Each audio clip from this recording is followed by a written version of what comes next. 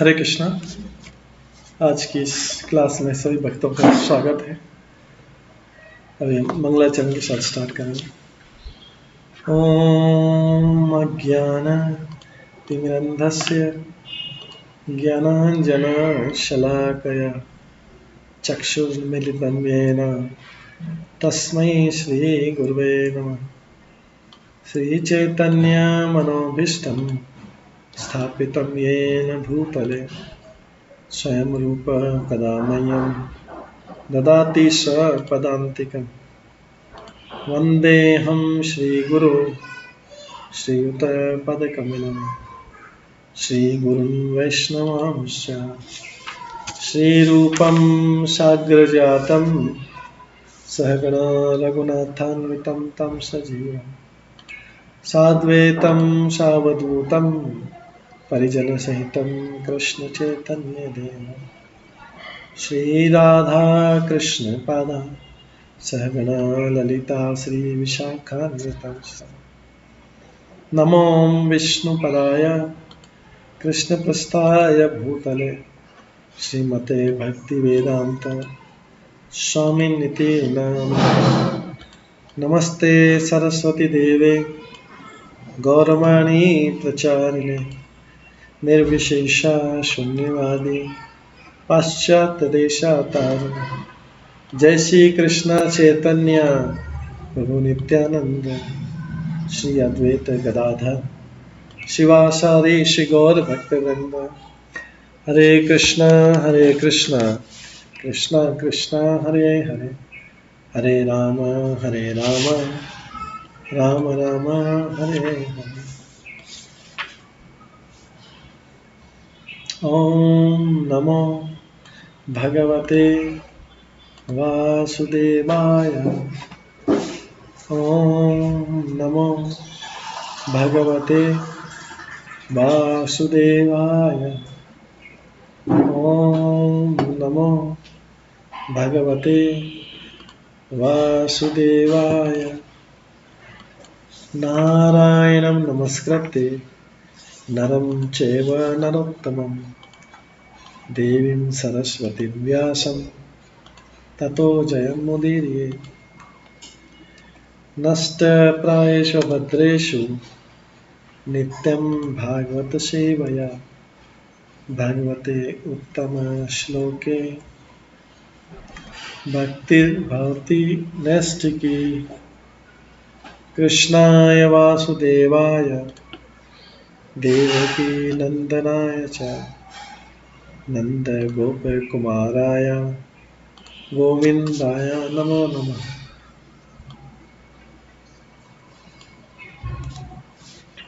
सर्ववेदान्तसारं हि श्रीमद्भागवतमिष्यते तद्रसामृताप्तस्य नान्यत्र शाश्वतः क्वचित्। आराध्यो भगवान् ब्रजेश तनयस्तद्धाम वृन्दावनं रम्य काचिदुपासना व्रजवधूवर्गेण या कल्पिता। श्रीमद्भागवतं प्रमाणम् अमलं प्रेम पुमार्थमः श्रीचैतन्य महाप्रभु मतम् इदं तत्रादरो न पर। मूकं करोति वाचालं पङ्गुलङ्घयते गिरिं यत्कृपातमहं वन्दे परमानंद माधव। हरे कृष्णा। आज की इस क्लास में सभी भक्तों का स्वागत है।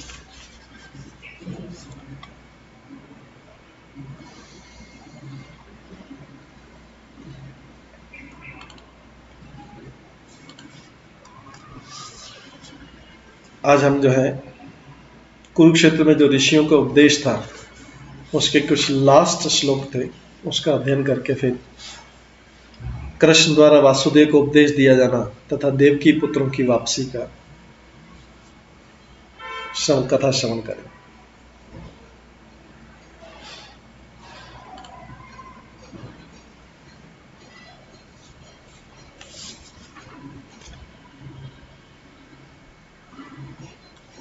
तो इसमें आता है 67 श्लोक में, ततः कामे पूर्णिमाण सब्रज सह बांधव परार्ध्य आभरण क्षोमा नाना अनज्ञ परिच्छदे। वसुदेव उग्रसेनाभ्याम वसु कृष्ण उद्धव बलाधिवी दत्तमादाय पारिबरहम यापित यदुभिययो। कल हमने श्रवण किया था कि किस तरीके से कुरुक्षेत्र में जब सभी लोग सूर्य के ग्रहण के दिन स्नान करने गए हुए थे तो मुनियों ने भगवान कृष्ण के दर्शन किए, उनका उपदेश ग्रहण किया। इसके बाद भगवान कृष्ण के पिता वासुदेव ने मुनियों से प्रश्न पूछा, मुनियों ने उन प्रश्नों का उत्तर दिया। इस तरीके से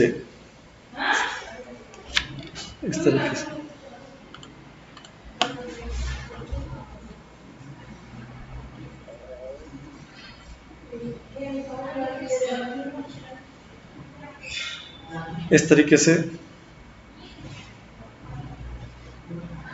सुखदेव गोस्वामी ने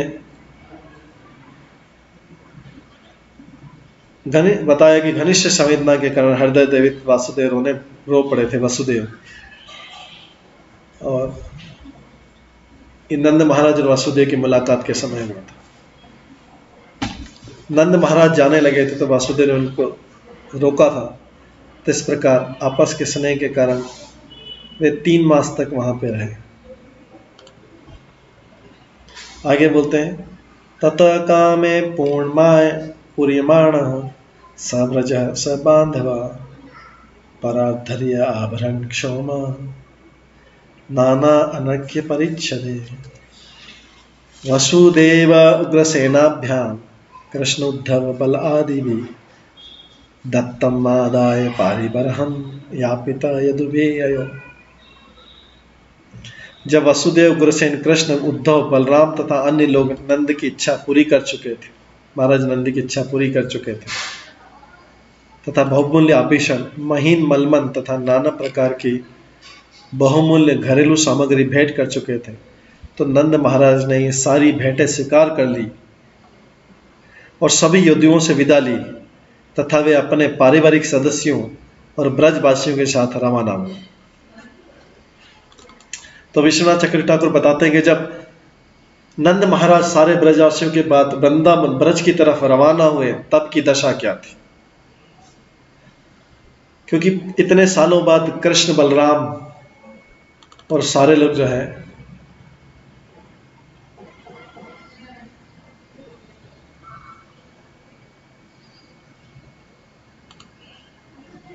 नंद महाराज से और यशोदा मैया से ब्रजवासियों से मिले थे।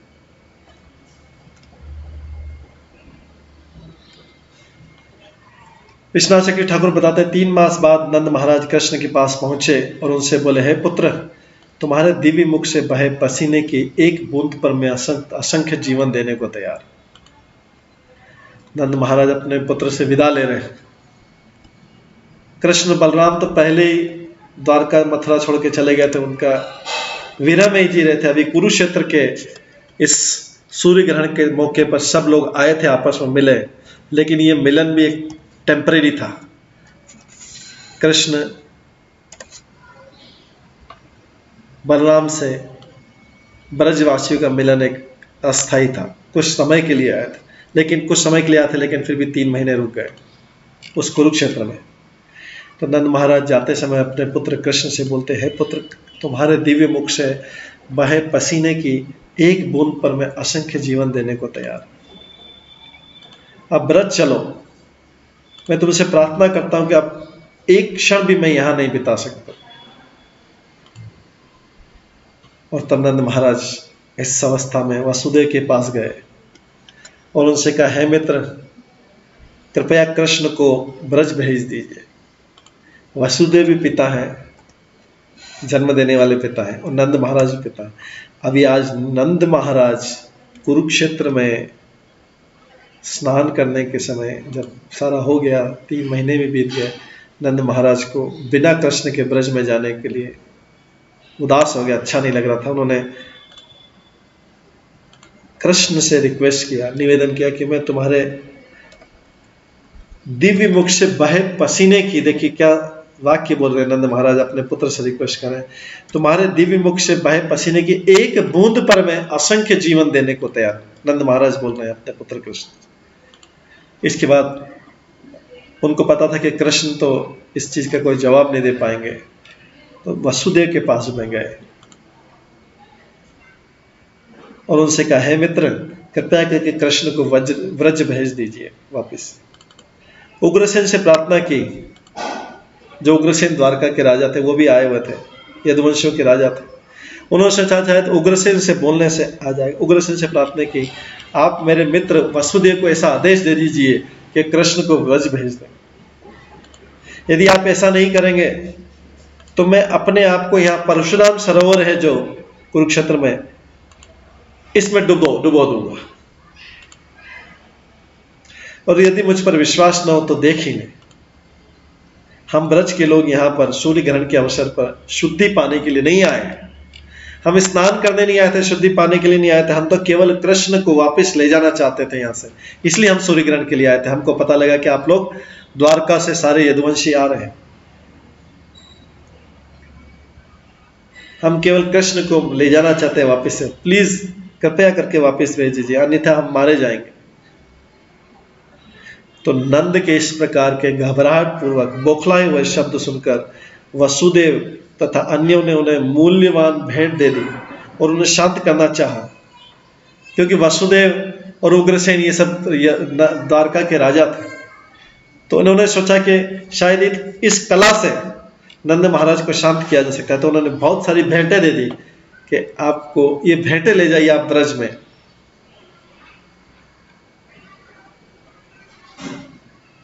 और साथ में कुछ डिप्लोमेटिक कूटनीतिक तरीके से कुछ बातें भी की।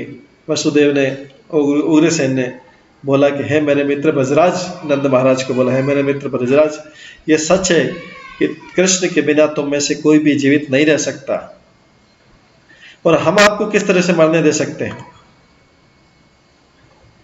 इसलिए वासुदेव बोलते, मुझे तो किसी न किसी तरीके से कृष्ण को वापस ब्रज भेजना ही है। तो जब हम उनके साथ अपने संबंधियों तथा मित्रों को लेकर, जिनमें निसहाय महिलाएं भी हैं, द्वारका वापस जाएंगे, तो उसके बाद मैं ऐसा कर दूं। तो वसुदेव बोला कि जब हम द्वारका पहुंच जाएंगे तो हमारे संबंधी भी, मित्रों भी हैं, तो उसके बाद मैं वहां से आपको भेज दूंगा। तब अगले ही दिन उन्हें किसी भी प्रकार की रुकावट न डालकर हम शुभ समय पर व्रज के लिए रवाना कर दूंगा। आखिर हम जो कि कृष्ण के साथ यहाँ पे द्वारका से आए हुए हैं, उनके बिना घर कैसे जा सकते हैं, कृष्ण को कैसे छोड़ के जा सकते हैं। तो हम द्वारका पहुंच जाएंगे, फिर जो है मैं कृष्ण को भेज दूंगा। अगर हम बिना कृष्ण के घर जाएंगे तो लोग हमारे विषय में क्या कहेंगे। आप तो सभी मामलों में पंडित हैं, वासुदेव और नंद के बीच वार्ता चल रही, अतः आपसे अनुरोध करता हूं कि इसके लिए आप मुझे क्षमा कर दें। तो वसुदेव जी नंद महाराज से बोले, आप मुझे क्षमा कर दें, मैं द्वारका जाके फिर कृष्ण को लौटा दूंगा ब्रज की। इसके बाद उग्रसेन महाराज ने भी, जो द्वारका के राजा थे, उन्होंने नंद महाराज से कहा, हे ब्रजपति, मैं वसुदेव के कथन का साक्षी हूं और ये प्रण करता हूं कि यदि मुझे बल का भी प्रयोग करना पड़े तो भी मैं कृष्ण को ब्रज वापिस भेजूंगा।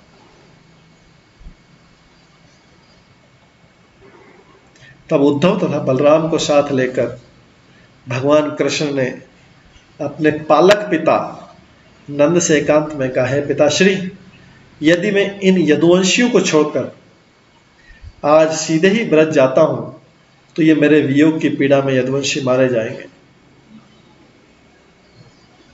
और तब केशी तथा ऋष से भी कई शक्तिशाली असुर हैं, वो द्वारका पर आक्रमण कर देंगे और इन सारे राजाओं का सफाया कर देंगे। चूंकि मैं सर्वज्ञ हूं, कृष्ण अपने पिता नंद को, पालक पिता नंद को जो पालन किया, उनको बोले, चूंकि मैं सर्वज्ञ हूं, अतः मैं जानता कि मुझ पर क्या अनिवार्य रूप से घटित होने वाला है। यदि सुने तो मैं आपसे बतलाऊं, द्वारका लौटने पर मुझे युधिष्ठिर से निमंत्रण प्राप्त होगा मैं उनके राष्ट्रीय में सम्मिलित होने इंद्रप्रस्थ जाऊंगा। वहां पर मैं शिशुपाल का वध करूंगा। फिर द्वारका लौटने पर शालू का वध करूंगा। उसके बाद मैं मथुरा से दक्षिण स्थित स्थान की यात्रा करूंगा। वहां पर मैं दंत वक्र का वध करूंगा। मैं आपको बचाऊंगा। उसके बाद मैं ब्रज आऊंगा और अपने साथ मित्रों से मिलूंगा और फिर बड़े आनंद से आपकी गोद में बैठूंगा। ये जो कृष्ण ने अकेले में ले जाकर नंद महाराज से बोला, कुरुक्षेत्र में बोला, क्योंकि अब सब कुरुक्षेत्र से तो वृंदावन पास में, ब्रज पास में, और जब से कृष्ण बलराम ब्रज छोड़ के गए, मथुरा द्वारका अभी तक आए नहीं थे, तो अभी नंद महाराज रिक्वेस्ट कर, तो कृष्ण भी उनको शांत किया, वसुदेव ने शांत किया, उग्रसेन ने, सब लोग इनको शांत कर। कृष्ण बोले कि मैं सारी चीजें करके आऊंगा आपके पास। और कृष्ण बोलते, मिनी संदेह मैं शेष जीवन आपके साथ अत्यंत सुखपूर्वक बिताऊंगा। विधाता ने मेरे मस्तक पर यह भाग्य लिख दिया है और आपके मस्तक पर भी लिख दिया है कि जब तक मैं वापस न जाऊं तब तक आप मेरे वियोग को सहें। ये विधाता ने लिख दिया है। हम में से किसी का भी भाग्य नहीं बदल सकता है। अतः मुझे यहाँ छोड़ दीजिए, मेरे को वापस द्वारका जाने दीजिए। आप कृपया ब्रज चले जाइए। यदि इसी बीच है माता पिता तथा मेरे प्रिय मित्रों, आप अपने मस्तकों पर लिखे अमिट भाग्य से दुखी होते हैं, तो जब भी आप लोग मुझे कोई अच्छी वस्तु सिखलाना चाहें या मेरे साथ क्रीड़ा करना चाहें या मेरा दर्शन करना चाहें, तो अपनी आंख बंद कर लेना। मैं आपकी इच्छा पूर्ति के लिए आपके सामने प्रकट हो जाऊंगा और आपके दुख को आकाश पुष्पों में बदल कर आपकी सभी कामनाएं पूरी कर दूंगा। मैं आपसे यह वादा करता हूं और इस जंगल की अग्नि से कि अपने जिन युवक मित्रों की मैंने जान बचाई थी वे इसके साक्षी। इस प्रकार भगवान कृष्ण ने नंद महाराज को अलग से सारे तर्क दिए और समझाया कि आप जो है कृपया भी व्रत चले जाइए। मैं द्वारका से आके ये सारी लीलाएं करके फिर जब मथुरा आऊंगा मारने के लिए, तो मैं जरूर ब्रज जाऊंगा। इन तर्कों से आश्वस्त होकर कि मेरे पुत्र का सुख सर्वोपरि है, नंद ने सारी भेंटें स्वीकार कर ली और विदा लेकर वहां से ब्रज की तरफ चल।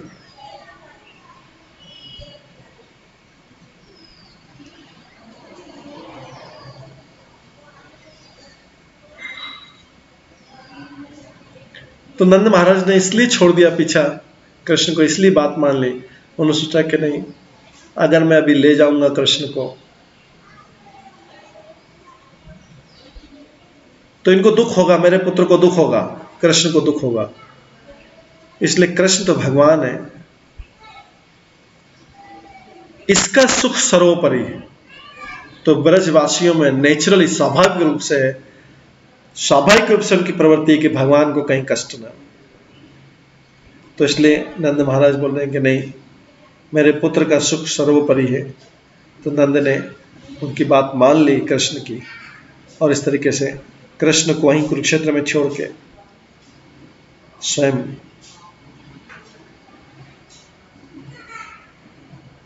ब्रज की तरफ रवाना हो।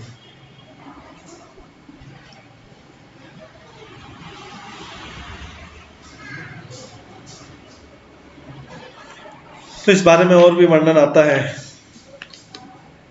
कि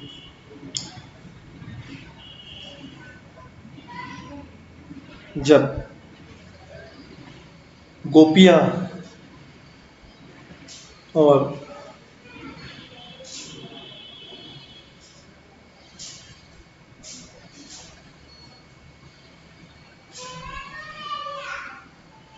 जब विदा से ले रही थी,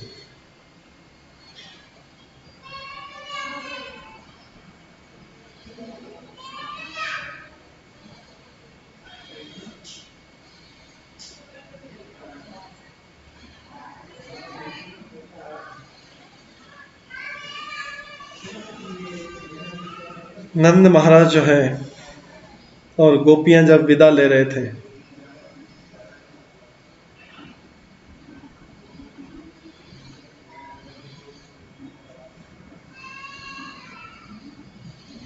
जब उनका रथ आगे बढ़ रहा था,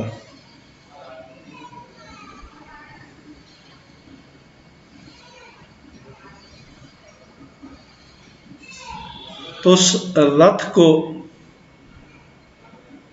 कृष्ण द्वारका की तरफ जा रहे थे। कृष्ण का रथ द्वारका की तरफ जा रहा था। तो राधा रानी और गोपियों ने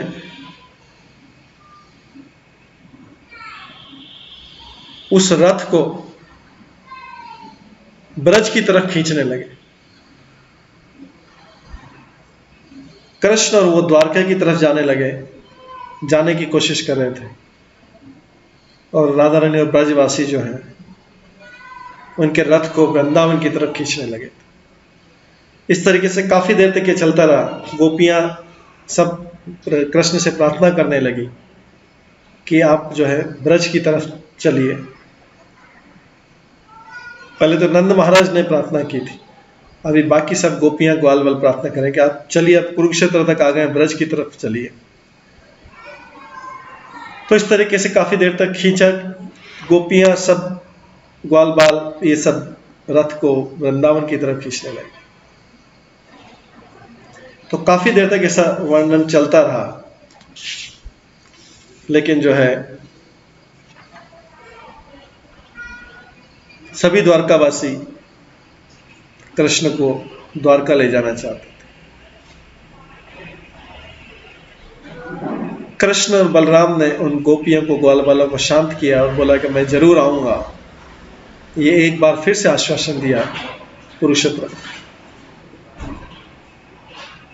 इन बड़े आश्वासनों के बाद फिर ब्रजवासी बहुत दुखी मन से, अश्रुपूर्ण आंखों से उन्होंने विदा लिया।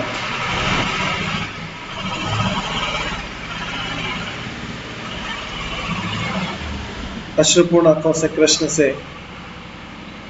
विदा लिया। तो जो गोपियों का ये रथ खींचना था, गोपियों का जो ये रथ का खींचना था, शास्त्र बताते हैं कि इसी रथ को खींचने से जब गोपियां वृंदावन ले जा रही थी, इसी से जगन्नाथ रथ यात्रा शुरू हुई थी। क्योंकि ब्रज जो है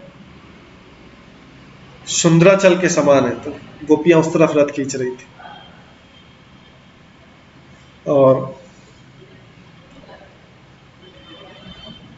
जो द्वारका है वो जगन्नाथपुरी के समान तुलना की गई। तो भगवान के रथ को इस तरह जगन्नाथपुरी की तरफ से खींच के, नीलांचल से खींच के सुंदराचल ले जाया जा। इसी उपलक्ष्य में बताते हैं कि रथ यात्रा की शुरुआत यहीं से हुई थी। तो इसीलिए जगन्नाथ मंदिर से गुंडीचा की तरफ जब रथ खींचा जाता है, तो गुंडीचा को माना जाता है वृंदावन के समान, और जगन्नाथपुरी को माना जाता है द्वारका के समान। तो इस तरीके से रथ खींचने की परंपरा उसी समय से स्टार्ट हुई। इस प्रकार भगवान गोविंद के नंदो गोपास जो गोपस्य च गोविंद चरणाम्बुजे मनाक्षिप्तमं पुनर्तुम अनीशा मथुराम ययो। भगवान गोविंद के चरण कमलों पर समर्पित अपने मन को वहां से विलक कर परवाने में असमर्थ नंद तथा ग्वाल ग्वाली ने धीरे धीरे अपने मन को समझा के मथुरा को लौटाया। और जब इस तरह जब सब संबंधी विदा हो गए, तो कृष्ण भी अपने सारे सेनाओं के साथ में द्वारकापुरी चले गए। इस तरीके से उनकी जो कुरुक्षेत्र की यात्रा थी, द्वारका वासियों की, कृष्ण बलराम की, ब्रजवासियों की, पांडवों की और कौरवों की, जो इस तरीके से कुरुक्षेत्र की जो यात्रा थी वो समाप्त हुई। सब लोग अपने अपने स्थानों पर पहुंच गए। आगे बोलते हैं, जने बंदशु प्रतीयातेषु वृष्णाय कृष्ण देवता वीक्ष्य प्रावशम आसन्नात् ययो द्वारपितम मतिम पुनः। इस तरह जब उनसे संबंधी विदा हो चुके थे, जब उन्होंने वर्षा ऋतु को निकट आते देखा, तो यदुवंशी जो है सब द्वारका चले गए। आगे बोलते हैं जनेभ्य कथयाम चक्रु यदुदेव महोत्सव यथा सीत तीर्थ यात्रायां सुहृत संदर्शनादिकम। उन्होंने नगर के लोगों को यदुओं के स्वामी वसुदेव द्वारा संपन्न यज्ञोत्सव के बारे में तथा उनकी तीर्थ यात्रा के दौरान जो भी घटनाएं घटी थी, विशेष रूप से जिस तरह से वे अपने प्रियजनों से मिले, इन सब के बारे में कह सुनाया।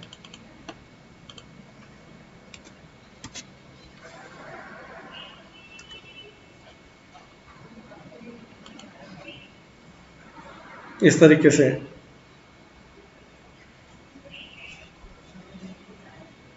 भगवान की सारी लीलाएं जो हुई थी या जो भी घटनाएं घटी थी, वो सब जो है द्वारका वासियों ने इनके मुख से सुनी कि कुरुक्षेत्र में क्या क्या हुआ था। तो ये कुरुक्षेत्र की इस तरीके से लीला खत्म होती। इसके बाद आगे अगले अध्याय में बताते हैं कि कृष्ण द्वारा वासुदेव को किस तरीके से उपदेश दिया जाता है। द्वारका में जब सब पहुंच गए, तो द्वारका में अभी कृष्ण जो है अपने पिता वसुदेव को उपदेश दे रहे।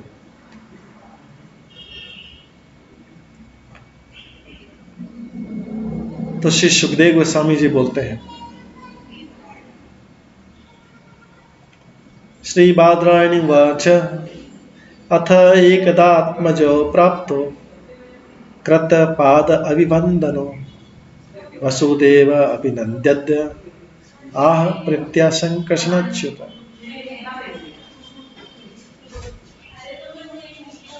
तो सुखदेव गोस्वामी ने कहा,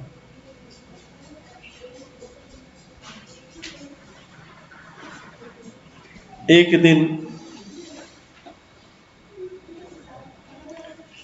वसुदेव के दोनों पुत्र संकर्षण तथा अच्युत, कृष्ण और बलराम, दोनों वसुदेव के पास अपने पिता के पास आए और उनके चरणों पर नतमस्तक होकर प्रणाम किया। और वसुदेव ने बड़े ही स्नेह से उनका सत्कार किया। और वसुदेव जी अपने दोनों पुत्रों कृष्ण बलराम से इस प्रकार बोले, मुनीनाम सवच श्रुत्वा पुत्रयो धाम सूचकम ततः वीर्ये जात विस्त्रभम परिभाष्य अभिभाषत। अपने दोनों पुत्रों की शक्ति के विषय में महर्षियों के कथन सुनकर तथा उनके वीरतापूर्वक कार्यों को देखकर वसुदेव के उनकी दिव्यता पर पूरा विश्वास हो गया। अब जो वसुदेव है, देवकी वसुदेव जो कृष्ण के पिता है, बलराम के पिता है, जब उन्होंने द्वारका में इतनी सारी सब लीलाएं देखी, तो अब उनको पूर्ण विश्वास हो गया कि ये भगवान ही। नंद महाराज को तो अभी गोकुल में भी विश्वास नहीं था कि भगवान है, लेकिन अब वसुदेव ने सारी उनके असुरों को मारने का सारी दिव्यता देखी, तो वसुदेव जो है उनको विश्वास हो गया कृष्ण कि कृष्ण बलराम जरूर भगवान है। अतः उनका नाम लेकर वे इस प्रकार बोले, वसुदेव बोलते हैं अभी कृष्ण से, अब उनका पक्का विश्वास हो गया कि ये भगवान है। वसुदेव बोलते हैं,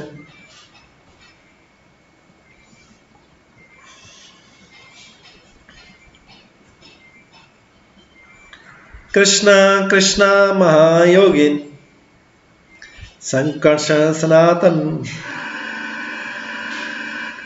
जाने वाम अस्य यतः साक्षात प्रधान पुरुषो परो।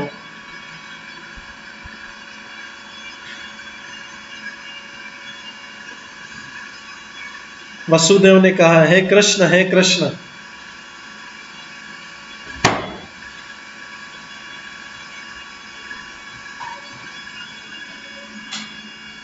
वसुदेव ने कहा, हे कृष्ण, हे कृष्ण, हे योगी श्रेष्ठ, हे नित्य संकर्षण, मैं जानता हूं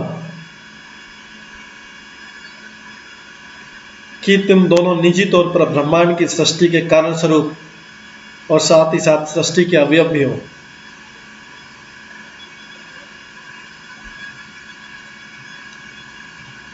तो अभी जो वासुदेव डिस्क्लोज कर रहे हैं इस तरीके से,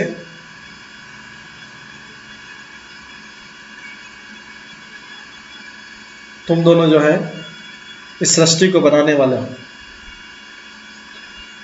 आगे बोलते हैं,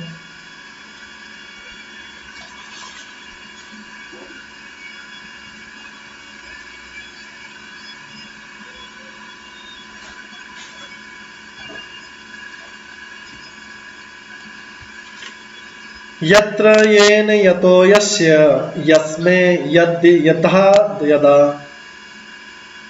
स्यात् इदं भगवान साक्षात् प्रधान पुरुष ईश्वर।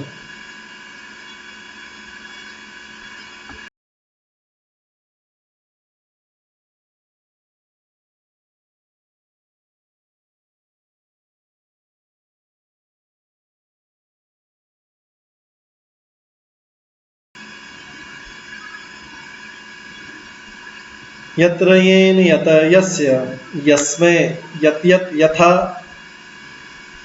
यदा स्यात् इदं भगवान साक्षात् प्रधान पुरुष ईश्वर। इसके बाद उन्होंने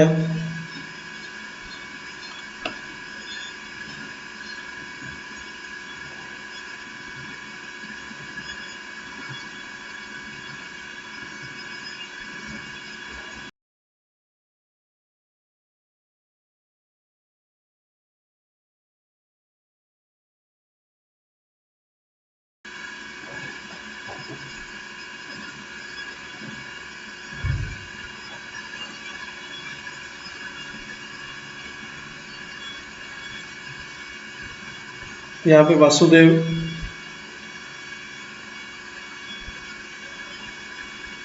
कहते हैं कि आप पूर्ण पुरुषोत्तम भगवान हैं जो प्रकृति तथा प्रकृति के सृष्टा दोनों के स्वामी के रूप में प्रकट होते हैं।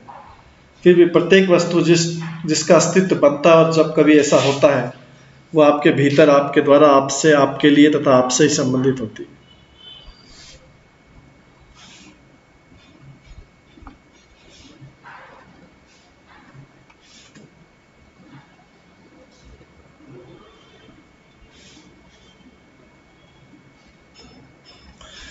अगले श्लोक में बोला जाता है, प्राणादीनां विश्वसजान शक्तयो या परस्थितः पारतंत्र्यात् वेशादृश्यात् द्वयो चेष्टा एव चेष्टता। प्राण तथा ब्रह्मांड सजन के अन्य तत्व जो भी शक्तियां प्रदर्शित करते हैं वे वास्तव में भगवान की निजी शक्तियां हैं। ये जो है वसुदेव जी पहले कृष्ण उसकी प्रार्थना कर रहे हैं, क्योंकि प्राण तथा पदार्थ दोनों ही उनके अधीन तथा उनके आश्रित हैं और एक दूसरे से भिन्न भी है। इस तरह इस भौतिक जगत की प्रत्येक सक्रिय वस्तु भगवान द्वारा ही गतिशील बनाई जाती है।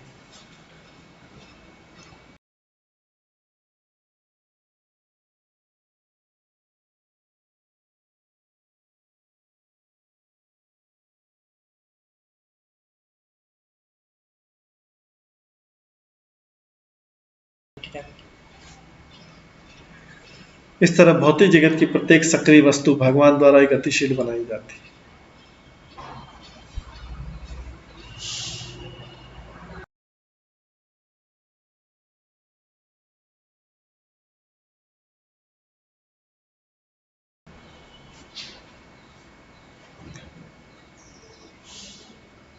इस तरह भौतिक जगत की प्रत्येक सक्रिय वस्तु भगवान द्वारा ही गतिशील बनाई जाती है। ये सब जो है वसुदेव जी कृष्ण को बता रहे हैं, उनकी प्रार्थना कर रहे हैं। उसके बाद वसुदेव जी आगे बोल रहे हैं, कांति तेज प्रभा सत्या चंद्रा अग्नि अर्करक्ष चंद्रा अग्नि अर्करक्ष विद्युताम यत स्थैर्यम भूभूताम भूमे वृत्ति गंधार्थतः भवान। चंद्रमा की कांति, अग्नि का तेज, सूर्य की चमक, तारों का टिमटिमाना, बिजली की दमक, पर्वतों का स्थायित्व तथा पृथ्वी की सुगंध एवं धारण शक्ति, ये सब वास्तव में आप ही। वसुदेव जी उनके पिता कृष्ण बलराम से प्रार्थना कर रहे हैं। सो वसुदेव कृष्ण द्वारा कृष्ण को बतलाना है कि वे सूर्य हैं, चंद्रमा है, नक्षत्र हैं, बिजली की तथा अग्नि के सार वही। क्योंकि दूसरे उपनिषदों में भी लिखा हुआ है, न तत्र सूर्यो भाति न चंद्र तारकम नैमा विद्युतो भांति कुतोयम अग्नि तमेव भांत मनुभाति सर्वं तस्य भासा सर्वम इदम विभाति।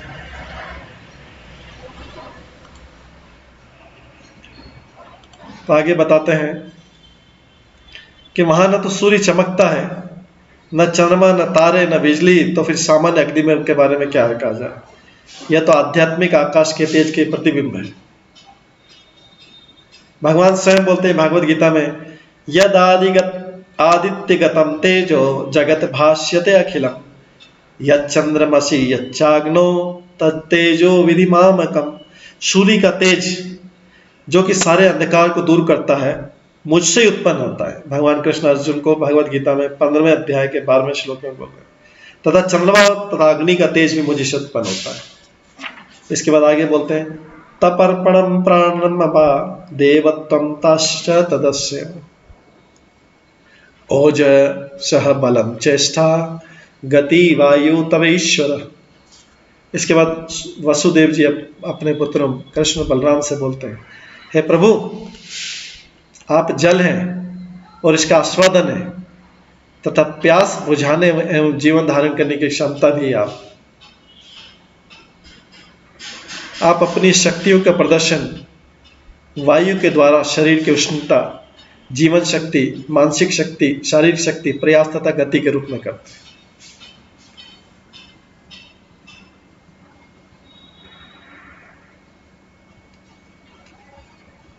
आप ही दिशाएं उनकी।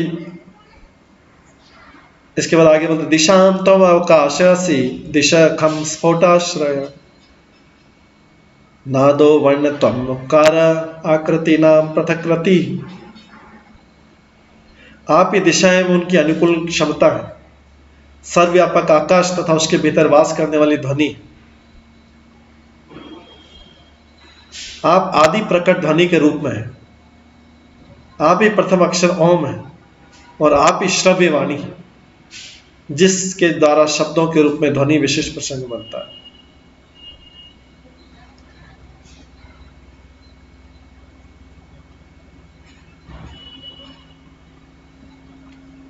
आगे वसुदेव जी भगवान कृष्ण बलराम की प्रार्थना करते हैं, बोलते हैं, इंद्रियम तो इंद्रियाणाम तम देवा च तत् अनुग्रह अवबोध भवान बुद्धे जीवस्य अनुस्मृति सती। आप वस्तुओं को प्रकट करने की इंद्रिय शक्ति, इंद्रियों के अधिष्ठाता देवता तथा इंद्रिय कार्य को करने के लिए उन देवता द्वारा दिए गए अधिकार हैं। आप निर्णय लेने की बुद्धि क्षमता तथा जीव द्वारा वस्तु को सही से स्मरण करने की क्षमता है। जीव को सही सही स्मरण करना और जीव को बुद्धि क्षमता देने आप ही कृष्ण ही आप ही देते। तो श्री विश्वनाथ चक्रवर्ती ठाकुर इंगित करते हैं कि जब भी कोई अपनी इंद्रिय अपने विषय में व्यस्त रहती है, तो उस विशेष इंद्रिय अंग के अधिष्ठाता देवता को अपनी स्वीकृति देनी रहती है।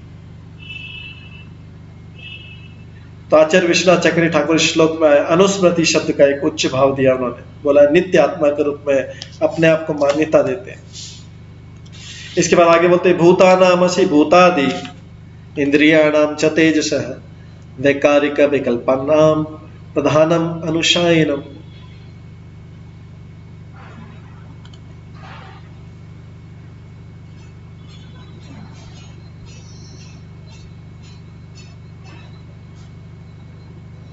आप ही तमोगुण मिथ्या अहंकार है, जो भौतिक तत्वों का स्रोत है।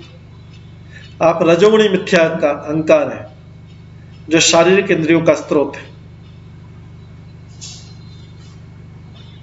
और आप ही सतोगुण मिथ्या अहंकार है जो देवता का स्रोत है, तथा आप ही अपूर्ण अप्रकट संपूर्ण भौतिक शक्ति जो हर वस्तु की मूल आधार है। वसुदेव जी कृष्ण को बोल रहे हैं, उनकी प्रार्थना करें। आगे बोलते हैं, नश्वरेषु ये भावेषु ततसि त्वम अनश्वरम यथा द्रव्य विकारेषु द्रव्य मात्रम निरूपति। आप इस जगत की समस्त नश्वर वस्तु में से एकमात्र अनश्वर जीव है भगवान। जिस तरह कोई मूलभूत वस्तु अपरिवर्तित रहती दिखती है, जबकि उससे बनी वस्तुओं में रूपांतरित आ जाता है।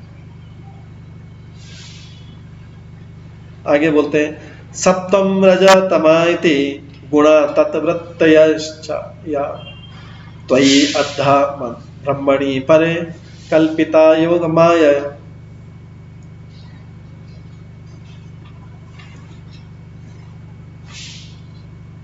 प्रकृति के गुण यथा सतो रजो तथा तमोगुण अपने सारे कार्यों समेत आप अर्थात परम सत्य के भीतर आपकी योग माया की व्यवस्था के द्वारा सीधे प्रकट होते हैं।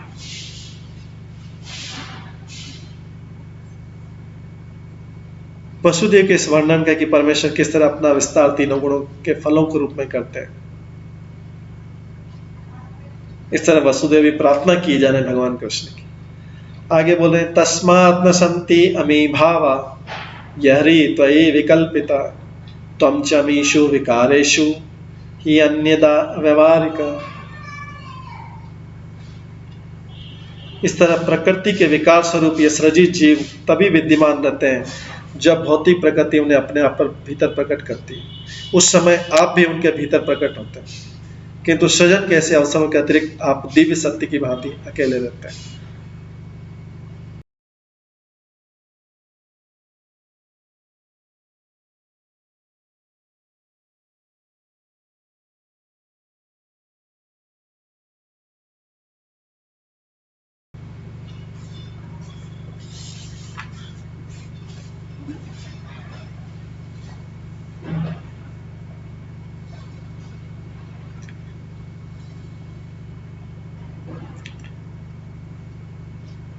आगे बोलते हैं, गुण प्रभावे तस्मिन् अबुधातु अखिलात्मनः गतिं सूक्ष्मम् अबोधेन संसरति इह कर्म भी।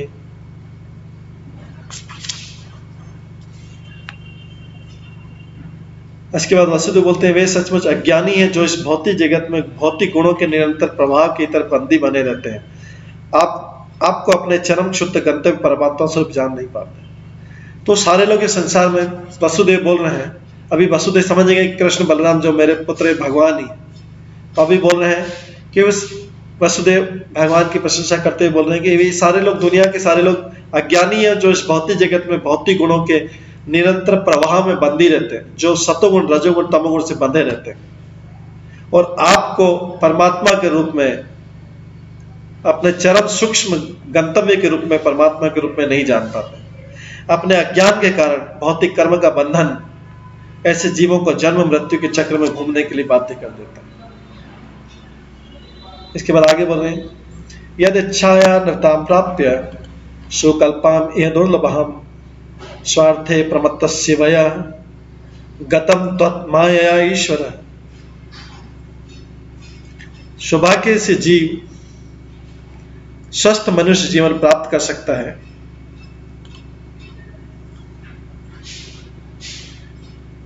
जो कि विरले ही प्राप्त होने वाले सुअवसर होता है।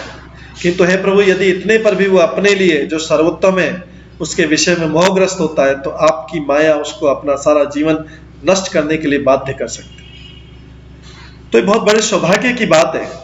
वसुदेव बोल रहे हैं कृष्ण और उससे प्रार्थना करते बोल रहे हैं, सौभाग्य की बात है कि जीव स्वस्थ मनुष्य जीवन प्राप्त कर सकता है। ये बहुत बिरला है, बहुत ऐसे बहुत कम लोगों को सुअवसर मिलता है कि कोई स्वस्थ मनुष्य जीवन प्राप्त कर सके। लेकिन इस स्वस्थ मनुष्य जीवन प्राप्त करने पे भी वो भगवान के बारे में अगर मोहग्रस्त रहता है, अगर कोई भगवान के बारे में मोहग्रस्त हो गया, भगवान को पहचान नहीं पाया, तो इसका मतलब है कि आपकी माया ने उसको अपना जीवन नष्ट करने के लिए, सारा जीवन नष्ट करने के लिए बाध्य कर दिया। इतना स्वस्थ मनुष्य जीवन जो बिरलों को ही प्राप्त होता है, जिसने इतना स्वस्थ जीवन प्राप्त किया, सुअवसर प्राप्त किया। किंतु हे प्रभु, यदि इतने पर भी आपको नहीं पहचान पाया, सर्वोत्तम आपके बारे में नहीं मोहग्रस्त रहा या आपको पहचानने की कोशिश भी नहीं की, तो इसका मतलब है कि माया, आपकी माया ने उसका सारा जीवन नष्ट कर दिया। तो ये हम सब जीवों के साथ भी हो सकता है। उसके बाद आगे बोलते हैं, असोहम ममेवैते देहे च अस्य अन्वयादुषु स्नेह पाशे निबद्धाति भवान सर्वम इदम जगत।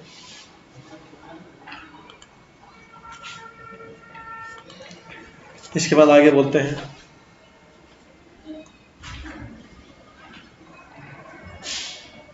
भगवान से बोल रहे हैं वसुदेव जी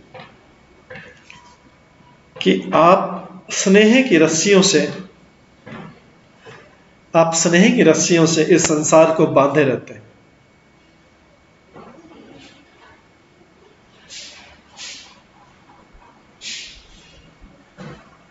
आप स्नेह की रस्सी से इस सारे संसार को बांधे रहते हैं। अतः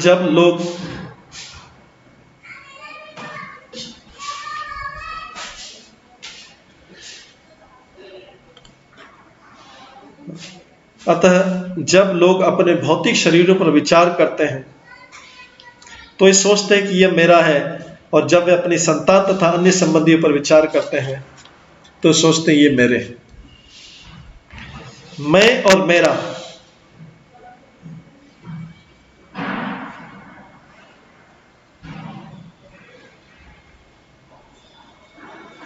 शरीर की तरफ देखते तो बोलते ये मेरा है, और जब शरीर से उत्पन्न संतान तथा अपने संबंधियों को विचार करते हैं तो बोलते हैं ये मेरे हैं। ये आपकी माया के कारण है। आप स्नेह की रस्सियों से इस संसार को बांधे रखते हैं।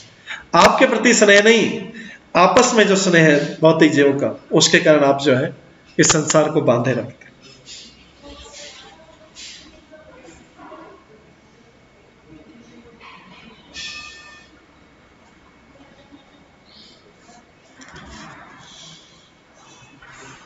इसके बाद आगे बोलते हैं,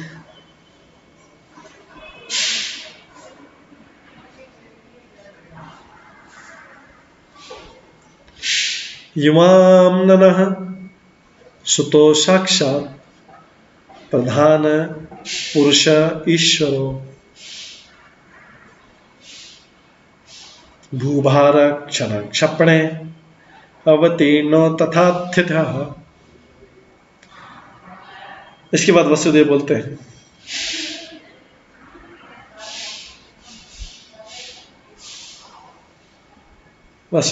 हैं, आप दोनों हमारे पुत्र नहीं हैं, अपितु प्रकृति तथा उसके सृष्टा दोनों के स्वामी आप महाविष्णु हैं दोनों। वसुदेव जी अपने पुत्रों से बोल रहे हैं, जैसा कि आपने स्वयं हमसे कहा है कि आप पृथ्वी को उन शासकों से मुक्त करने के लिए अवतरित हुए हैं जो उस पर अत्यधिक भार बने हुए।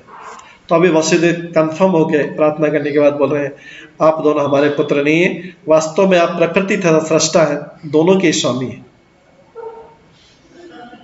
आप जो सृष्टि को बनाने वाले ब्रह्मा जी उसके भी स्वामी, और प्रकृति जो सृष्टि बनाने में सहायता करती है उसके भी स्वामी हैं आप। आपने स्वयं हमसे कहा था कि आप पृथ्वी को उन शासकों से मुक्त करने के लिए अवतरित हुए जो इस पर अत्यधिक भार बने। पृथ्वी परित्रणाय साधूनां विनाशाय च दुष्कृताम् धर्म संस्थापनार्थाय संभवामि युगे। तो इसलिए आप जो है असुरों को मारने के लिए, पृथ्वी के भार करने के लिए उत्पन्न।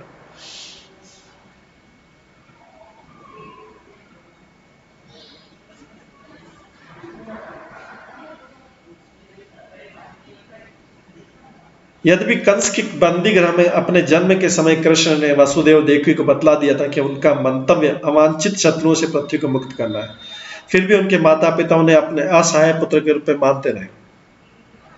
तो वसुदेव देवकी को एक बार उन्होंने जेल में बता दिया था कि मैं क्षत्रियों का, मैं जो पापी क्षत्रिय हैं उनका वध करने के लिए, उनका संहार करके पृथ्वी को उनके भार से मुक्त करने आया। लेकिन जैसे ही भगवान ने अपना स्वरूप खत्म किया और फिर बालक रूप में आ गए, तो देवकी वसुदेव भूल गए थे कि भगवान है। फिर भी उनको डर इसलिए उनको डर लगता रहा कि कंस मार दे दे, कंस मार दे दे। उसी समय भूल गया था। ये भगवान की योग माया शक्ति से भूले थे। लेकिन अभी वसुदेव को पक्का हो गया, सारी लीलाएं देख ली, अभी द्वारका में आ गए, सबके जाने का टाइम आ गया, सारी लीलाएं खत्म होने जा रही। अभी बोल रहे हैं वसुदेव, क्या आप दोनों मेरे पुत्र नहीं, आप महाविष्णु भगवान है। क्योंकि आपने मेरे को एक बार बोला भी था कि आप इस पृथ्वी को क्षत्रियों से, ऐसे राजाओं से, अवांछित क्षत्रियों से, ऐसे दुष्ट राजाओं से मुक्त करने आए। तो वास्तव में वसुदेव तथा देवकी दोनों भगवान की अंतरंगा शक्ति के पूर्ण निर्देशन में भगवान की दिव्य जन लीला में भाग ले रहे थे। वसुदेव आध्यात्मिक दीनता व इस तरह स्वयं की आलोचना कर रहे हैं कि मैंने आपको पहचाना नहीं। इसके बाद जो है आगे की लीला में बोलते हैं,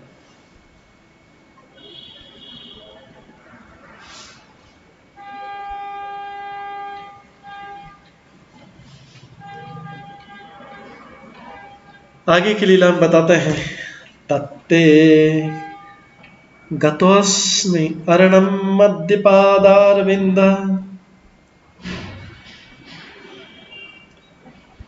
मापन्न संस्कृति भयपहं मार्तबन्धो एतावतालम् अलम् इन्द्रियलालसेन मत्यात्मद्रक्त्वयि परयत्तपत्य बुद्धि। इसलिए बोल रहे हैं, इसलिए है दुखियों के मित्र, वसुदेव जी बोले हैं दुखियों के मित्र, अब मैं शरण के लिए आपके चरण कमलों के पास में आया। वे यही चरण कमल है जो शरणागतों के सारे सांसारिक भय को दूर करने वाले हैं। बस इंद्रिय भोग की लालसा बहुत हो चुकी है, ये वसुदेव जी बोल रहे हैं अपने, बस इंद्रिय भोग की लालसा बहुत हो चुकी है, जिसके कारण मैं अपनी पहचान इस मर्त्य शरीर से करता रहा, अर्थात आपको परम पुरुष को मैं अपना पुत्र समझता रहा। आपकी यही वही चरण कमल है जो संसार के सारे भय को दूर कर देते हैं। जो शरणागत हो जाते हैं उनके संसार के सारे भय दूर हो जाते हैं। अब मैं शरण के लिए आपके चरण कमलों के पास में आया, आप दुखियों के मुक्त हैं, मैं अभी तक आपको पुत्र समझता रहा। तो यहाँ पे वसुदेव जी को ऐसे बता रहे कि वसुदेव अपने आप की आलोचना कर रहे, वे भगवान के पिता होने के नाते विशेष ऐश्वर्य पाने का विचार कर रहे हैं। इस तरह वसुदेव अपने को ब्रजराज नंद से विपरीत मानते हैं, जो शुद्ध भगवत प्रेम से तुष्ट है और जिन्हें कुछ भी नहीं चाहिए। तो यहाँ वसुदेव का और उसमें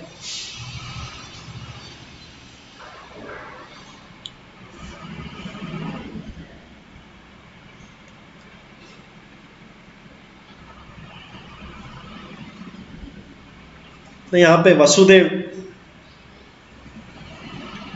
और नंद महाराज के भाव में अंतर है। वसुदेव नंद महाराज के भाव में अंतर है।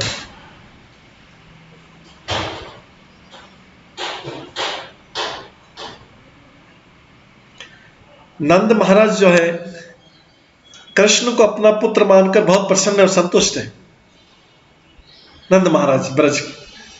लेकिन वसुदेव जो है, वसुदेव जी अभी पुत्र भाव से भगवान के भाव में आ गए, कृष्ण को भगवान मान रहे, पुत्र भाव बोल के फिर भगवान के भाव में आ गए। तो इसलिए थोड़ा दुखी दिखाई दे रहे, असंतुष्ट दिखाई दे रहे, क्योंकि अभी शुद्ध भगवत प्रेम का जो भाव था, वात्सल्य भाव, वो उनमें कम हो गया।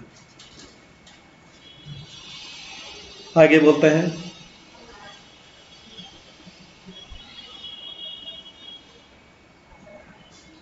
20वें श्लोक में बता रहे हैं, सुती ग्रहे ननु जगाद भवान जोनो संजज्ञ युगम निज धर्म गुप्ते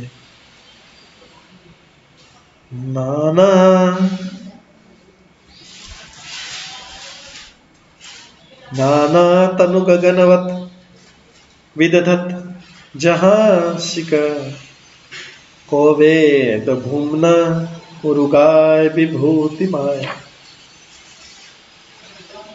इसके बाद वसुदेव जी अभी बोल रहे हैं, निसंदेह आपने हमें प्रसूति गृह में ही बतला दिया था कि आप अजन्मा हैं। वसुदेव जी अभी कृष्ण को बोल रहे हैं कि आपने तो हमको प्रसूति गृह में, जेल में ही बता दिया था, कंस के जेल में बता दिया था कि आप अजन्मा हैं। इसके पूर्व के युगों में कई बार आप हमारे पुत्र के रूप में जन्म ले चुके हैं। आपने अपने धर्म की रक्षा करने के लिए इन दिव्य शरीरों को प्रकट करने के बाद उन्हें छिपा लिया, जिस तरह बादल प्रकट होते हैं लुप्त हो जाते हैं। हे परम महिमामय सर्वव्यापक भगवान, आपके विभूति अंशों की भ्रांतिपूर्ण माया को कौन समझ सकता है। तभी वसुदेव को स्पेशली याद आ गया पूरा कि पिछले जन्म में यही भगवान हमारे यहाँ, जब हम सुतपा और प्रश्नी थे तो वसु और जो है कृष्ण ने हमारे यहाँ प्रश्नी गर्भ के रूप में जन्म लिया था। जब हम कश्यप तथा अदिति थे तब हमारे यहाँ वामन के रूप में जन्म लिया था, और अब ये तीसरी बार हम जब वसुदेव देव के रूप में हैं तो आपने कृष्ण के रूप में जन्म लिया हमारे। तो अभी वसुदेव जी भगवान कृष्ण को पूर्ण रूप से भगवान मान के प्रार्थना कर रहे हैं, लेकिन ये भाव थोड़ा कम हो गया। जो वात्सल्य भाव, जो पुत्र वाला भाव था, वो ज्यादा अच्छा माना जाता है। नंद महाराज अपने पुत्र भाव में संतुष्ट है, भगवान ये भगवान नहीं है, मेरे पुत्र है, क्योंकि उस समय भगवान को वात्सल्य प्रेम मिलता है उस भाव से। इसके बाद आगे बोलते हैं, श्री शुकवाच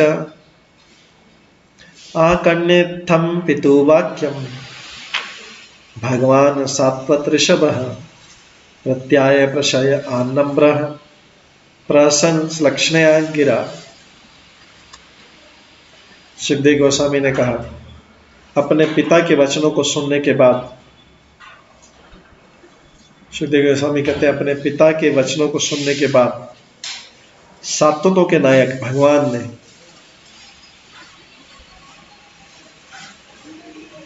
अपना सिर झुकाया और मंद मंद हंसे और फिर मृदुल वाणी में उत्तर दिया।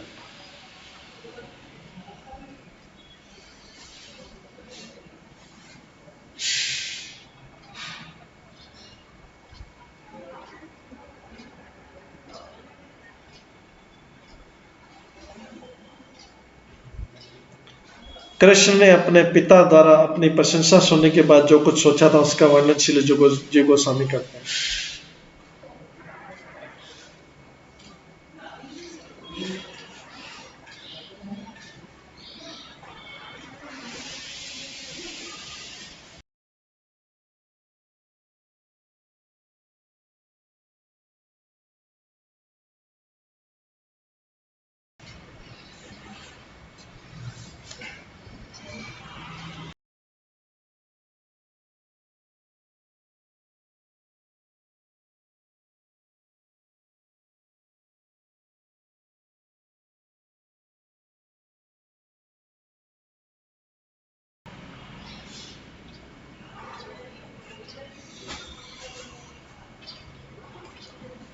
सुखदेव गोस्वामी ने अपने पिता के वचनों को सुनने के बाद सात्वतों के नायक भगवान ने विनय पूर्वक अपना सिर झुकाया और मंद मंद हंसने लगे और फिर मधुर वाणी में उत्तर दिया।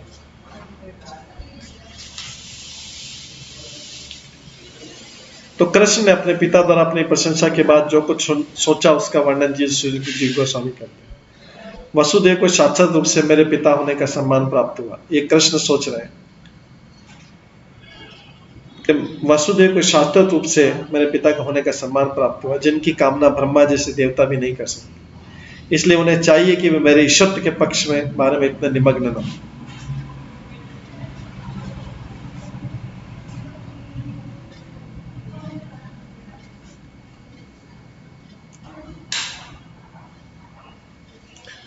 तभी भगवान चाह रहे हैं कि ये मेरे ईश्वरत्व मतलब मेरी भगवत्ता के बारे में इतने ज्यादा निमग्न हो, ये पिता बने रहे तो ज्यादा अच्छा।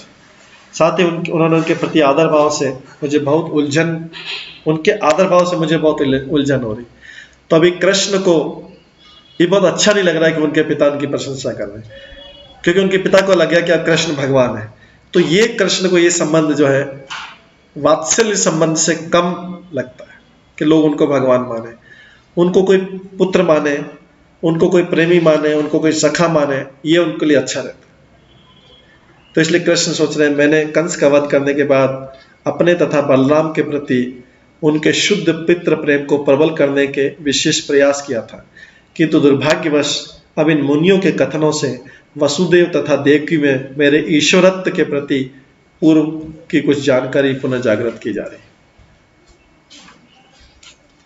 अब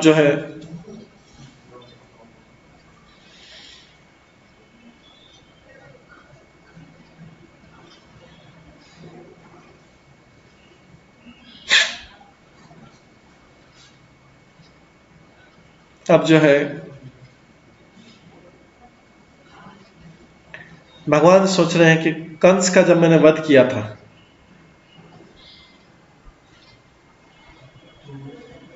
कृष्ण ने अपने तथा बलराम के प्रति कृष्ण के और बलराम के प्रति जो है शुद्ध प्रेम, जो पितृ प्रेम था वो कम हो गया था, क्योंकि अब वसुदेव ने जब कंस के वध को देखा था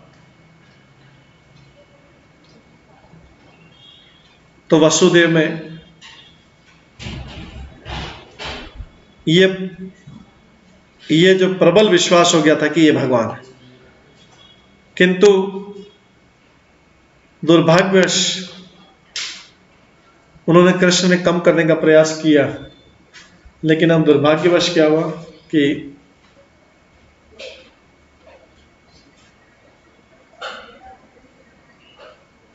इन मुनियों ने जब भगवान की प्रशंसा की तो वसुदेव भी प्रशंसा सुन रहे थे, तो वसुदेव में फिर से भगवान का भाव जागृत हो गया, पितृ का भाव कम हो गया और कृष्ण के प्रति भगवत भाव जागृत हो गया।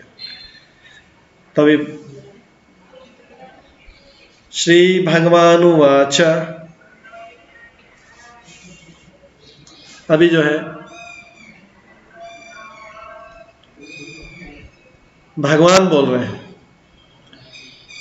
अभी तक तो वसुदेव बोल रहे थे, अब जो है भगवान बोल रहे हैं। श्री भगवान वाच,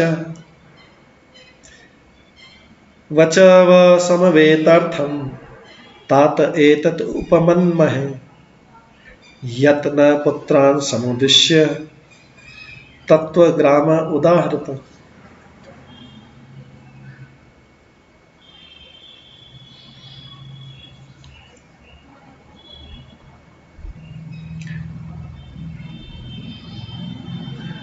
भगवान ने कहा, हे पिताश्री, वसुदेव से बोल रहे हैं, हे पिताश्री, मैं आपके वचनों को सर्वथा उपयुक्त मानता हूं, मैं आपके वचनों को सर्वथा उपयुक्त मानता हूं क्योंकि आपने हमें अर्थात अपने पुत्रों का संदर्भ देते हुए संसार के विविध कोटियों की व्याख्या की। तो अपने को वसुदेव के आश्रित पुत्र के रूप में मानते हुए भगवान कृष्ण अपने पिता द्वारा दिए गए शिक्षाप्रद उपदेशों के प्रति कृतज्ञता प्रकट कर रहे हैं। तो अभी जो है कृष्ण जो है अपने पिता वसुदेव ने जो भी उपदेश दिए हैं, एक्चुअली वो उपदेश क्या थे, वो तो भगवान की महिमा का गुणगान ही था। तो अभी जो है कृष्ण उनकी प्रशंसा करें, कृतज्ञता प्रकट करें, है पिताश्री, मैं आपके वचनों को सर्वथा उपयुक्त मानता हूं क्योंकि आपने हमें अर्थात अपने पुत्रों का संदर्भ देते हुए संसार के विविध कोटियों की व्याख्या की। अब कृष्ण बोलते हैं, अहम यूयम असो आर्य इमे च द्वारका ओकशः सर्वे अपि एव यदुश्रेष्ठ विमग्रया सचर अचरम।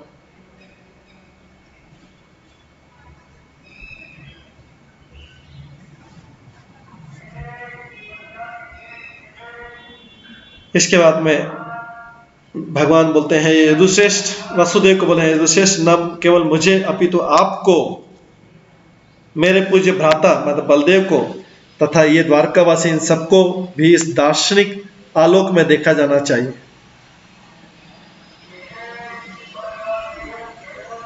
दरअसल हमें जड़ तथा चेतन दोनों ही प्रकार के समस्त सृष्टि की इसमें सम्मिलित करना चाहिए। आगे भगवान बोल रहे हैं, उपदेश दे रहे हैं वसुदेव को। आप नेक्स्ट श्लोक में बोल रहे हैं,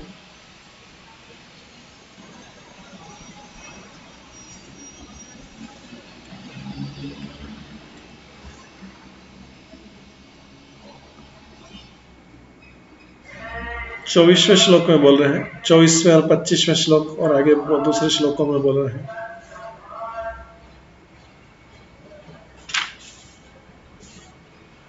आत्म है का स्वज्योति स्वयं ज्योति नित्य अन्य निर्गुण गुणे आत्मसृष्टे तथा कृतेषु भूतेषु बहुधा ईयते। आगे जो बोल रहे हैं, दरअसल परमात्मा एक है। कृष्ण बोल रहे हैं वसुदेव से कि दरअसल परमात्मा एक है, वो आत्म ज्योति तथा नित्य दिव्य एवं भौतिक गुणों से रहित है, किंतु इन्हीं गुणों के माध्यम से उसने सृष्टि की है।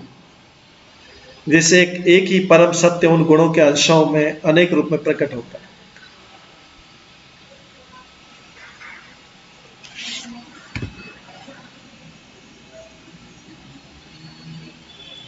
आगे बोलते खम वायु ज्योति आप भूतत्कृतेषु यथाश्यम आवेतिर अल्प भूरी एक नानात्म याति असो अपि। आकाश, वायु, अग्नि, जल तथा पृथ्वी ये तत्व विविध वस्तुओं में प्रकट होते समय दृश्य अदृश्य लघु या विशाल बन जाते। इस तरह परमात्मा एक होते हुए भी अनेक प्रतीत होते हैं। श्री विश्वनाथ चक्रवर्ती ठाकुर बताते हैं कि एक परमात्मा अपने ही द्वारा उत्पन्न गुणों के प्रभाव से अनेक प्रतीत होते हैं। आत्मा परमात्मा तो एक ही है, लेकिन ऐसा लगता है कि कई परमात्मा है। जब वे अपने स्वरूपों में प्रकट होते हैं तो सर्वथा विपरीत लगते हैं। वही परमात्मा जो है गुणों से युक्त हो जाते हैं और नाना प्रकार के पदार्थ जैसे आकाश, वायु, अग्नि, जल तथा पृथ्वी ये भी परमात्मा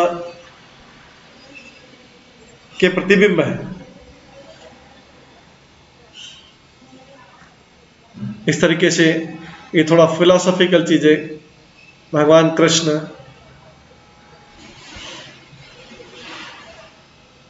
बता रहे हैं अपने पिता वसुदेव को, उनकी प्रार्थना सुनने के बाद में।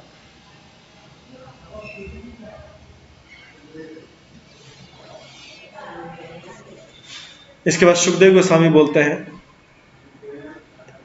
श्री शुकवाच एवं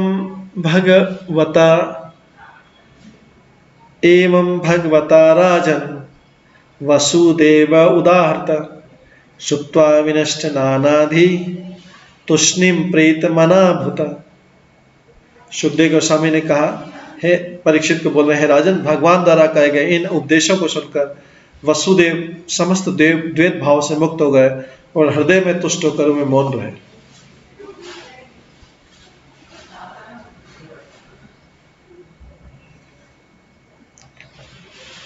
आगे बोलते हैं, अत्र तत्र कुरु श्रेष्ठ देवकी सर्वदेवता श्रुत्वा नीतं गुरो पुत्रम आत्मजाभ्यम सुविस्मिता कृष्णो रामो समाश्रव्य पुत्रान् कंस विहिंसितान् स्मरन्ति कृपणं प्राह वैकल्प्यात् अश्रुलोचना। इसके बाद आगे बोलते हैं,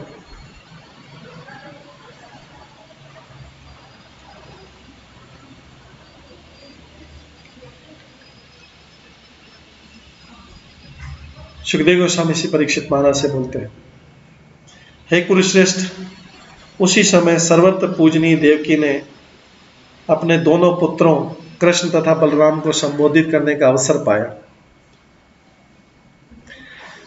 इसके पूर्व उन्होंने अत्यंत विस्मय के साथ यह सुन रखा था। अब देवकी को भी पता लग गया ये भगवान है। अब पुत्र वाला भाव खत्म हो गया, ऐश्वर्य वाला भाव है। तो अब उसी समय सर्वत्र पूजनीय देवकी ने अपने दोनों पुत्रों कृष्ण तथा बलराम को संबोधित करने का अवसर पाया। इसके पूर्व उन्होंने अत्यंत विस्मय के साथ ये सुन रखा था कि उनके ये पुत्र अपने गुरु के पुत्र को मृत्यु से वापस लाए थे। देवकी ने सुन रखा था कि ये सांदीपनी मुनि के पुत्रों को ये मेरे बेटे कृष्ण बलराम वापस लाए थे। देवकी ने सुन रखा था अपने पुत्र के बारे में। तो अब देवकी ने सोचा कि भगवान तो है, तो पता लग गया भगवान है, ये पता लग गया भगवान है। तो उन्होंने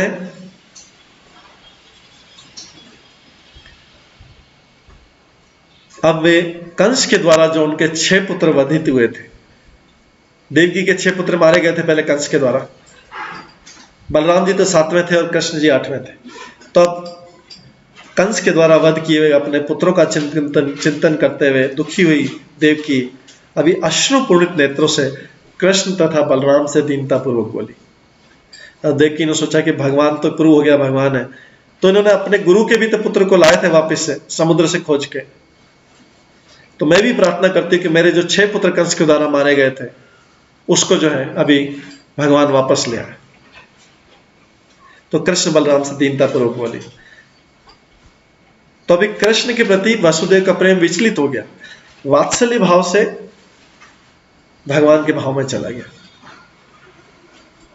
तो अभी ऐश्वर्य उत्पन्न हो गया। तो उसी समय देवकी का प्रेम भी अपने मृत पुत्रों के शोक के कारण अन्य रीति से विचलित हो गया। अब जब पता लग गया कि भगवान है, तो फिर इन्होंने उनकी कुछ मांगने की इच्छा हुई। तो देवकी ने अपने 6 पुत्रों को जो कृष्ण से पहले पैदा हुए थे, कृष्ण बलराम से पहले जो 6 पुत्र पैदा हुए थे, उसको मांगने की इच्छा व्यक्त की।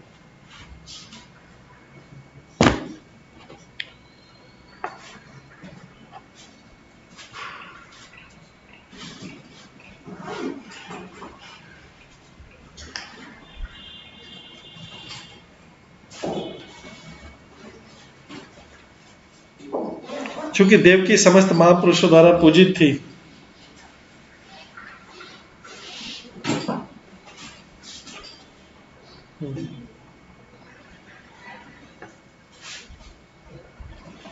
अतः मात्र स्नेह का प्रदर्शन भगवान की योग माया का ही प्रभाव रहेगा, जो उनकी लीलाओं के आनंद में वृद्धि करता है।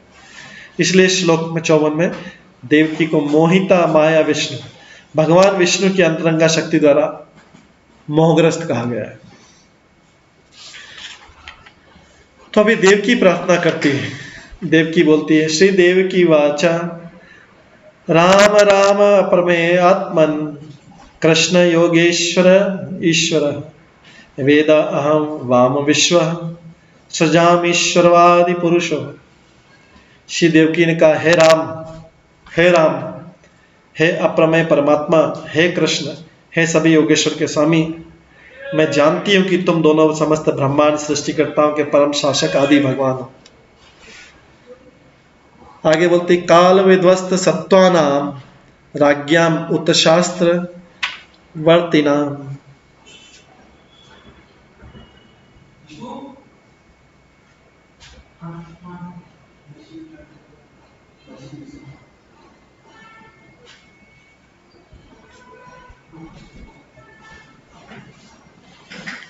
भूमे भार्य माणाना अवतीर्णो किल अद्य में। तो यहाँ पे देवकी बोलती, मुझसे जन्म लेकर तुम इस जगत में उन राजाओं का वध करने के लिए अवतरित हुए जिनके उत्तम गुण वर्तमान युग के द्वारा विनष्ट हो चुके हैं, और जिस प्रकार से शास्त्रों की सत्ता का उल्लंघन करते हैं और पृथ्वी का भार बनते हैं।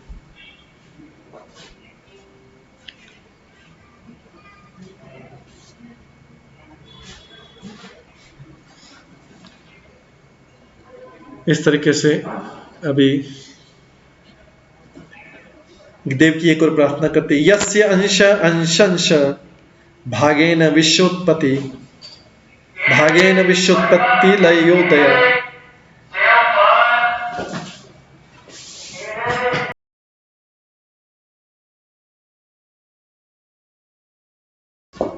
भवन्ति किल विश्वात्मन तत्व अद्य अहम गतिम गता।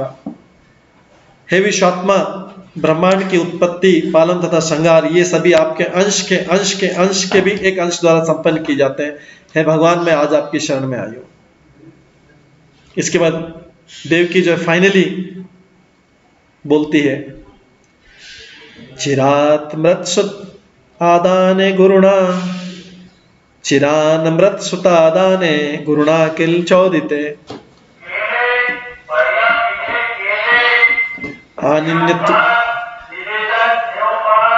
आनिथ्युप्रतस्थानात् गुरुवे गुरु दक्षिणाम तथा मे कुरुतम कामम युवाम योगेश्वर ईश्वर भोजराज हतान पुत्रान कामये दुष्टम आयतान।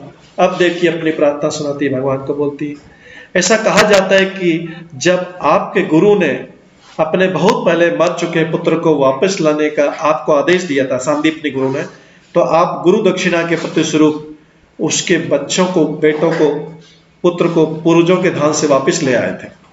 ये देवकी बोल रही है, कृष्ण से बोल रही। अतः हे योगेश्वर के भी ईश्वर, मेरी इच्छा को भी उसी तरह पूरा कीजिए। देवकी बोल रही है, कृपया कंस द्वारा मारे गए मेरे 6 पुत्रों को वापस दिला दीजिए, जिससे मैं फिर से देख सकूं। तो जैसे देवकी और वसुदेव में भगवान का भाव आया, वो उनसे अपनी इच्छा व्यक्त करने लगे। पहले पुत्र का भाव था, पुत्र का भाव मतलब होता है उनसे उनको देना, और जैसे भगवान का भाव आ जाता है मतलब उनसे लेना, तो थोड़ा सा भाव में विचलन आया, डिस्टर्बेंस आया।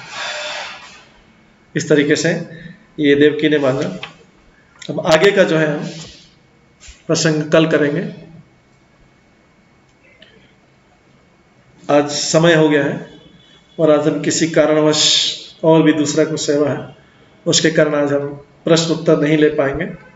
तो सभी भक्तों का बहुत बहुत धन्यवाद, और सभी भक्तों को एक बार हरे कृष्ण महामंत्र का, सभी भक्तों के लिए एक बार हरे कृष्ण महामंत्र का जप करते हैं। हरे कृष्णा कृष्णा कृष्णा हरे हरे, हरे राम राम राम हरे हरे। तो प्रश्न उत्तर हम बाद में कभी ले लेंगे। हरे कृष्ण, थैंक यू, बहुत बहुत धन्यवाद। आज का सेशन को यहीं विराम देते हैं।